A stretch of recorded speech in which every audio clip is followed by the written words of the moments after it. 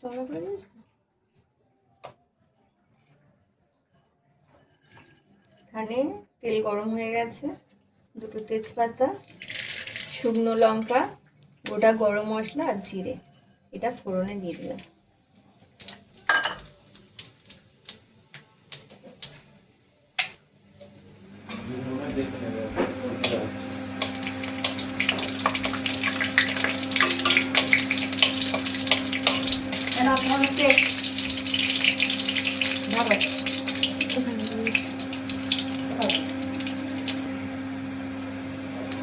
তো এখানে আমি একটা পেস্ট বানিয়েছি, গোটা জিরে, গোটা ধনে, তারপরে একটা টমেটো, আদা আর কাঁচা লঙ্কা। যেহেতু নিরামিষ এটা আলুর দম, তো আমি সেখানে সমস্ত মশলাগুলো পেস্ট করে নিয়েছি। এবার আমি ফোড়নে দিয়ে দিলাম।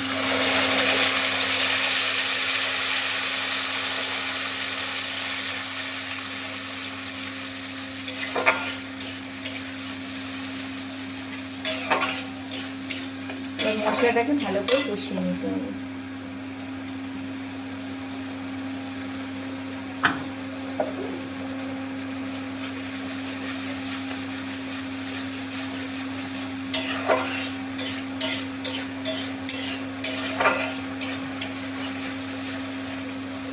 এই শীত মানে একটা নতুন আলুর দম না হলে ঠিক জমে না।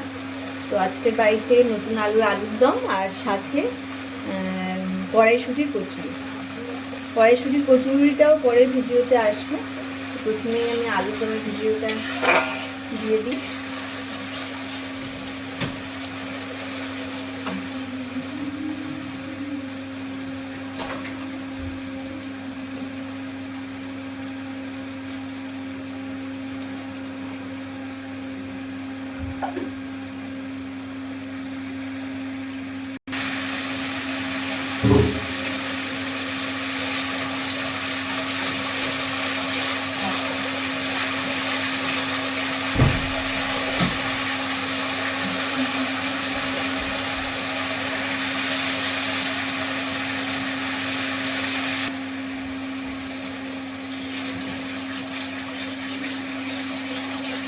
তো এখানে মোটামুটিভাবে মশলা কষানো কমপ্লিট। এবার মশলা দিয়ে পুরো তেল ছেড়ে দিয়েছে। এবার আমি এখানে শুকনো মশলাগুলো দিয়ে দেবো। যেরকম হলুদের গুঁড়োটা দিয়ে দিলাম। যেহেতু আমি কাঁচা লঙ্কা আর 4-5টা বেটে দিয়েছি, সেখানে আমি গুঁড়ো লঙ্কাটা একটু কম ব্যবহার করবো।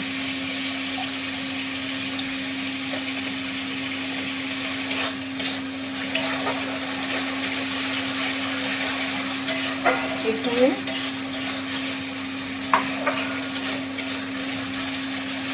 মশলাটার সাথে ভালো করে আদা রসুন, আদা তো দিয়েছি, রসুন তো দেওয়া যাবে না যেহেতু নিরামিষ তরকারি। তো সেখানে মশলাটা ভালো করে পেস্ট করে নিয়ে দিয়েছিলাম বলে মশলা খুব সুন্দর দেখতে হয়েছে।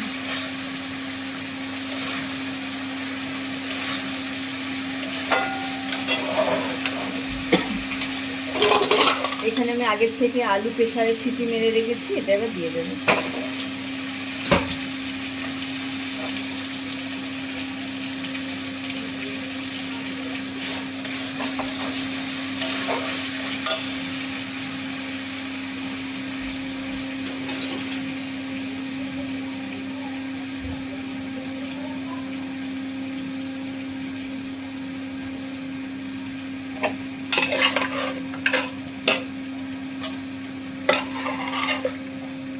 আলুগুলো আমি মশলার উপরে দিয়ে দিলাম।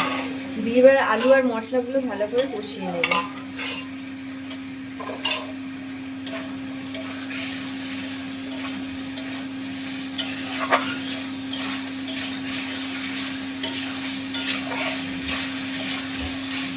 এমন অবস্থাতে আমি এবারে লবণটা দিয়ে দেবো।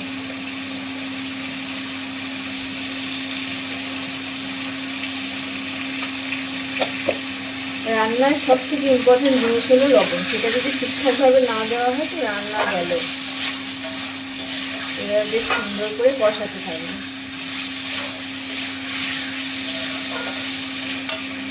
এই সময় আমি মটরশুঁটিগুলো আগে থেকে সিদ্ধ করে নিলে ভালো হতো, কিন্তু করা হয়নি, তাই এখানে দিয়ে দিলাম।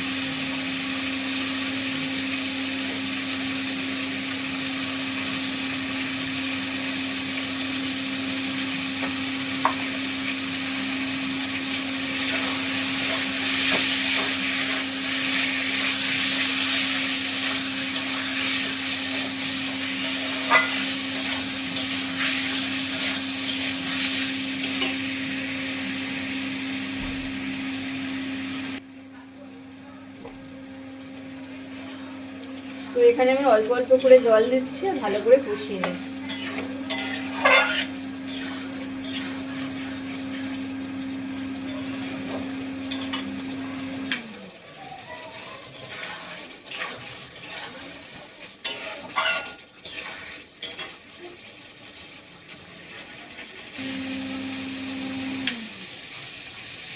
তো এখানে আমার কষানো পুরো কমপ্লিট, সমস্ত জলগুলো পুরো শুকিয়ে গেছে, যে অল্প অল্প জল দিয়ে কষাচ্ছিলাম সেটা পুরো শুকিয়ে গেছে। এবার আমি এখানে আলু সিদ্ধ করে রাখা যে জলটা রেখেছিলাম সেটা এবার দিয়ে দেব।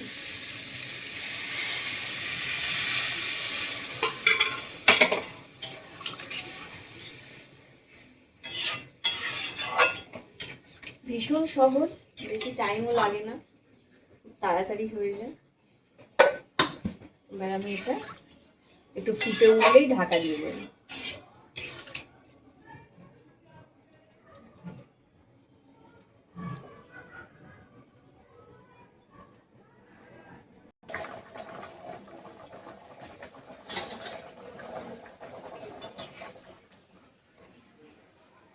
মোটামুটি এখানে আলু আমি সেদ্ধ করেই দিয়েছিলাম, আর তাও একটু জল বেশি দিয়েছিলাম যাতে ভালো করে সিদ্ধটা হয়ে যায়। এবার ভালো করে এটা ফুটিয়ে আর একটুখানি উপর দিয়ে ধনেপাতা ছড়িয়ে নামিয়ে নিলেই হয়ে যাবে।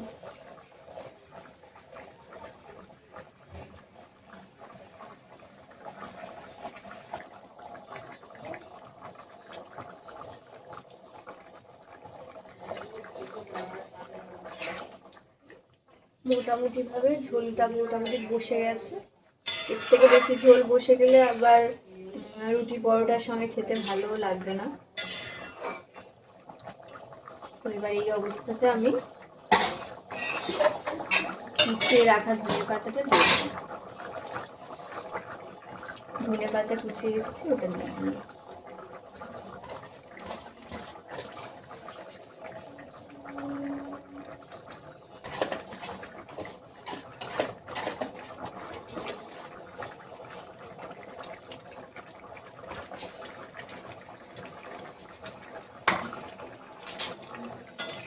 তো আমার রান্নাটা কার কেমন লাগলো অবশ্যই কমেন্টের মাধ্যমে জানিও, আর ভিডিওটা ভালো লাগলে একটা সাবস্ক্রাইব করে দিও। দেখা হচ্ছে আবার পরের কোনো নতুন ভিডিওর সঙ্গে।